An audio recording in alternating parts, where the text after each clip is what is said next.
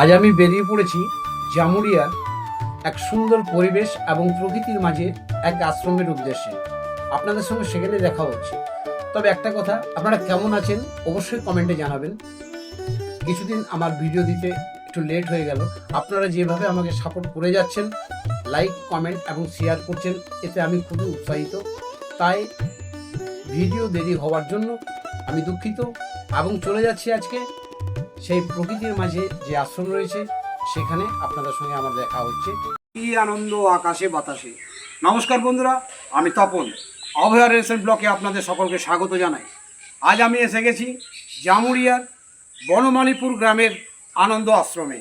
এখানকার এই আশ্রমের পরিবেশ এবং চারিদিকের যে সবুজায়ন এবং এখানকার যে প্রতিমা, মন্দির চত্বর, এ সমস্ত কিছু আপনাদের সামনে আমি তুলে ধরবো। তাই দেখতে থাকুন এবং আমার সাথে থাকুন।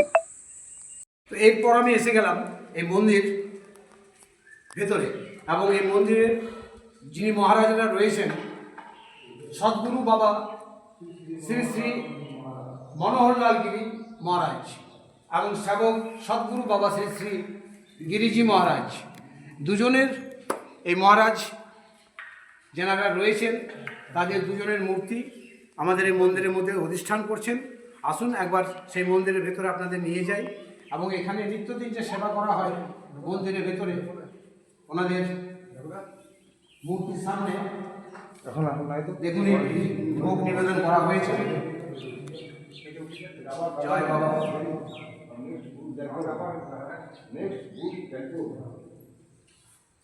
খেয়াল করে কাজ করি, ঠিক আছে? আমি তো আমার কাজ করছি, শুরুয়াত কাজ করছি, ঠিক আমার ঠিক করে কিন্তু ভুল আমার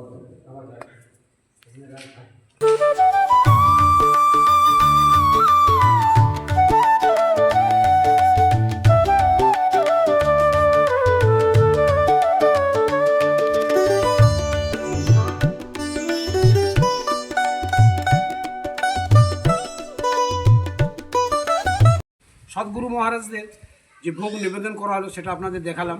এরপর আমি এই মন্দিরের মধ্যে যারা থাকেন, এই চত্বরের মধ্যে যারা রয়েছেন এবং এখানে যারা নিত্যদিন সেবা করে থাকেন, আমি তাদের মধ্যে একজনকে পেয়ে গেছি। ওনার সঙ্গে এখানকার কিছু ঘটনা এবং এখানকার পরিবেশ সম্বন্ধে এবং এখানে কোন কোন সময় কী কী অনুষ্ঠান হয়ে থাকে সেটা আপনাদের সামনে আমি তুলে ধরার চেষ্টা করব। তাই আমার ভিডিওটা না স্কিপ করে দেখতে থাকুন। দাদা, প্রথমে আপনাকে অভয়ারণ্য ব্লকের পক্ষ থেকে অসংখ্য ধন্যবাদ জানাই। আপনার অমূল্য সময় আপনি দিয়েছেন। আপনার নাম? আমার নাম শ্রী লক্ষণ। আচ্ছা, আপনি বর্তমানে কেমন আছেন? খুব ফার্স্ট ক্লাস। আচ্ছা আচ্ছা, এই যে মন্দির যে চারিদিকটা রয়েছে, এখানকার পরিবেশ তো খুব সুন্দর, খুব ভালো লেগেছে আমার। আর এখানে কি কি অনুষ্ঠান, বছরে কটা অনুষ্ঠান এবং কি কি টাইমে হয় সেটা যদি আমার এই দর্শক বন্ধুদের একটু জানান। এখানে এরকমই নিত্যদিন ঠাকুরের ভোগ, আর বছরে আমাদের একটা প্রোগ্রাম হয়, সেটা হচ্ছে ফার্স্ট হচ্ছে 20 পৌষ। আচ্ছা, যেহেতু মহাবাবা করে গেছেন। আচ্ছা আচ্ছা। তারপর হচ্ছে আপনার 2 অক্টোবর, এটা কিন্তু ইংরেজির দিন। আর তারপর হচ্ছে আপনার শিবরাত্রি, তারপর হচ্ছে 7ই আগস্ট। 4টি প্রোগ্রাম আমাদের বছরে। আর এখানে ভক্তের বলতে আপনাদের এলাকার চত্বরে তো আমাদের বিভিন্ন বিভিন্ন জায়গার ভক্তরা আছে, অনেক দূর দূরান্ত ভক্তের সমাগম হয় এবং মেলা কিছু হয় এখানে। মেলাও পড়ে, ওই মেলা হয়। দুটি প্রোগ্রাম হয়, দুটি প্রোগ্রামেই মেলা, ছোটোখাটো মেলা হয়। আচ্ছা এখানে ওই সাইডে বসে গ্র্যান্ডে আচ্ছা। মেলাও পড়ে, সবই হয়। তো দেখলেন বন্ধুরা, এখানে বছরে 4টে অনুষ্ঠান হয়ে থাকে এবং এই 4টে অনুষ্ঠানের মধ্যে অনেক ধুমধাম করে এখানে প্রোগ্রাম হয়ে থাকে এবং বিভিন্ন মেলাও বসে থাকে। আর এখানের কিছু ঘটনা, একটা ঘটনা তো আমার খুব বলতে ইচ্ছেই করছে। এখানে যিনি বর্তমানে রয়েছেন তিনি এখন কথা বলেন না, মানে মনোব্রত পালন করছেন বিগত বেশ কয়েকদিন ধরেই। আর আশ্রম মানে হচ্ছে শান্তির জায়গা এবং নিজেকে পবিত্র করে রাখার মতো এই জায়গা। এখানে কিছু অলৌকিক ঘটনার মধ্যে একটা অলৌকিক ঘটনা আমি বলে দিই। খুব রিসেন্টলি এই ঘটনা ঘটেছে। এখানে যিনি মনোব্রত পালন করছেন, ওনার নামটা কি জানো? স্বপন কুমার মণ্ডল। উনি মনোব্রত পালন করছেন এবং কিছুদিন আগে ওনাকে একটা চন্দ্রগড়া সাপে কামড়ে দিয়েছিল, মানে সর্পদংশন যাকে বলে। তো উনি কোনো ডাক্তারি ট্রিটমেন্ট করাবার জন্য বাইরে কোথাও যাননি, উনি মনোহর বাবার এই আশ্রমে বসেই থেকে গেছেন। এবং অলৌকিক ঘটনা দেখুন, কোনো রকম চিকিৎসার পরিষেবা না নিয়ে উনি এখন বর্তমানে সুস্থ আছেন এবং উনি সকালে চা দুধ এসব খেয়ে চলে আসছেন। এই আশ্রমের মধ্যে বিভিন্ন ধরনের এই টবের মধ্যে যেসব গাছগুলো লাগা রয়েছে এবং নিত্যদিন এদের পরিচর্যা করা হয়। আর এখানে বিভিন্ন ধরনের গাছ রয়েছে, দেখুন এখানে বেল গাছ, আম গাছ, নিম গাছ, অসুস্থ গাছ এবং বট গাছ, বিভিন্ন ধরনের গাছ এই আশ্রমের মধ্যে রয়েছে, যার জন্য এই জায়গাটা খুবই শীতল এবং স্নিগ্ধ। আসুন এরপর দেখিয়ে দিই আমাদের আরেকটা মন্দির। আমার সঙ্গে থাকুন এবং দেখতে থাকুন।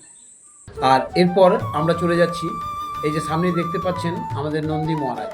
আর নন্দী মহারাজ এখানে বিরাজ করছেন মানেই ভোলেনাথের দর্শন অবশ্যই পাওয়া যাবে। তাই আমি নন্দী মহারাজকে প্রণাম জানিয়ে সামনে যে ভোলেনাথের মন্দির রয়েছে, এই যে এই মন্দিরের ভেতরেই ভোলেনাথের শিবলিঙ্গ রয়েছে, প্রণাম জানিয়ে আমি বেরিয়ে গেলাম। দেখুন কত সুন্দর, কত পবিত্র এবং মনোরম পরিবেশের মধ্যে বাবা রয়েছেন।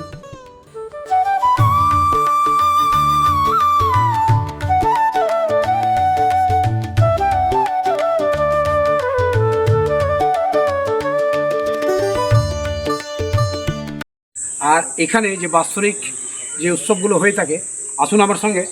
আর এই বাৎসরিক উৎসবের যে সকল ভক্তরা আসেন এখানে, এই ভক্তদের সমাগমের মধ্যে যে ভোগ বিতরণ করা হয়, সেই জায়গাটা আপনাদের সামনে আমি দেখাচ্ছি।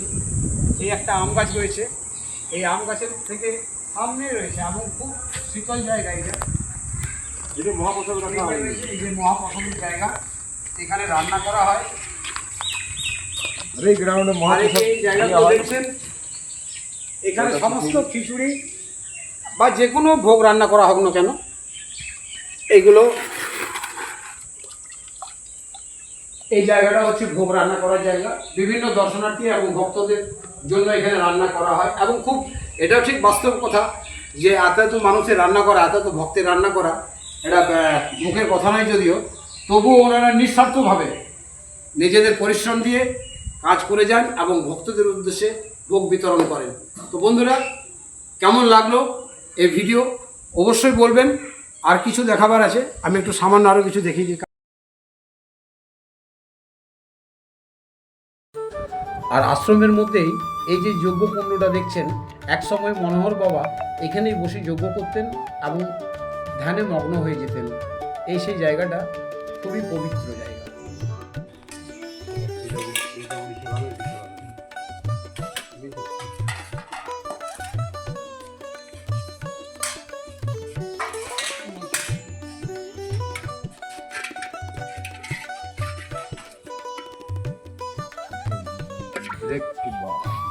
চলে গেল।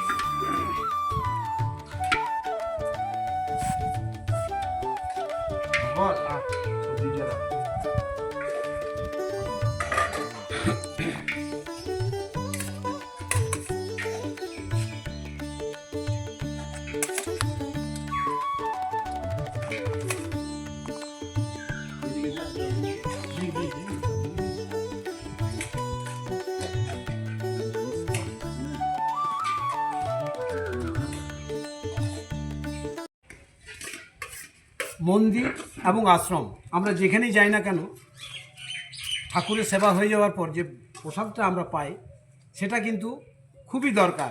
আর আমার সৌভাগ্য এখন কত ভালো যে এখানে আসার পর মন্দিরে ভোগ নিবেদন করার পর সেই প্রসাদ আমিও পেয়ে গেছি। এবং এখানে দেখছেন অনেক ভক্ত রয়েছেন, এখানে কিন্তু নিত্যদিন সেবা করা হয়। সমস্ত ভক্তদের এখানে নিত্যদিন ভোগ প্রসাদ দেওয়া হয়। এবং এই যে আমিও আজকে এখানে প্রসাদ পেয়ে গেলাম। এখানে আমি কোনো আগে থেকে অ্যাডভান্স বলে আসিনি, হঠাৎ আমি এসেছি, তাই এত এত মানুষের এবং ভক্তের মধ্যে আমিও পেয়ে গেলাম বাবার প্রসাদ। আমার খুব ভালো লাগছে এবং আজকের এই ব্লগ তৈরি করে আমাকে নিজেকে নিজেই ধন্য মনে হচ্ছে। তাই আপনারাও যে কোনো মন্দির এবং আশ্রমে গেলে অবশ্যই প্রসাদ নেবেন। এই প্রসাদ খেলে রোগ মুক্তির একটা যে কথা আছে, সেটা থেকে মুক্তি পাওয়া যায়। তাই প্রসাদ অবশ্যই গ্রহণ করবেন। এবং এই যত ভক্তগণ আছেন সবার সঙ্গে একবার বলুন, জয় বাবা মনোহরলাল গিরি মহারাজ কি জয়। আজকের মতো ভিডিও আমি এখানে শেষ করছি। আপনাদের কেমন লাগলো অবশ্যই কমেন্ট বক্সে জানাবেন। এবং যদি ভালো লেগে থাকে লাইক, শেয়ার এবং সাবস্ক্রাইব করতে ভুলবেন না। এবং পাশে থাকা বেল আইকন বোতামটি ক্লিক করে দেবেন, আমাকে উৎসাহ দেওয়ার জন্য এবং পরবর্তী ভিডিও দেখার জন্য। ততক্ষণের জন্য আপনারা সকলে সুস্থ থাকুন, ভালো থাকুন। দেখা হচ্ছে অন্য জায়গায়, অন্য কোনো জায়গায় নতুন ব্লগ নিয়ে। অসংখ্য ধন্যবাদ, নমস্কার।